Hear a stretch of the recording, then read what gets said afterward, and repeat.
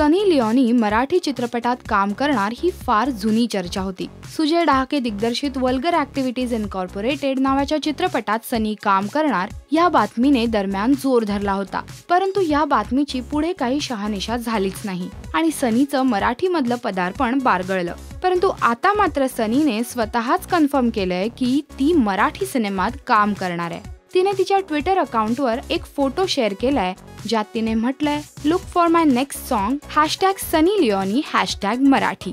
त्यामुळे सनी मराठीत एक आयटम सॉन्ग करते हे नक्की, आणि हे गाणं असणार आहे अवधूत गुप्तेंच्या बॉईज या चित्रपटात। आतापर्यंत एकविरा प्रोडक्शन अंतर्गत दिग्दर्शक, संगीत दिग्दर्शक आणि निर्मात्याच्या भूमिकेत दिसणारा अवधूत गुप्ते बॉईज या सिनेमाद्वारे प्रथमच प्रस्तुतकर्ता म्हणून लोकांसमोर येतोय। बॉईज या सिनेमात काहीतरी हटके एलिमेंट असावं अशी संपूर्ण टीमची इच्छा होती आणि त्यामुळे सनी लिओनीचा एक डान्स असावा ही कल्पना समोर आली। हे आयटम सॉन्ग गायलंय सुनिधी चौहानने आणि ह्या आयटम नंबरचं नृत्य दिग्दर्शन केलंय गणेश आचार्य यांनी।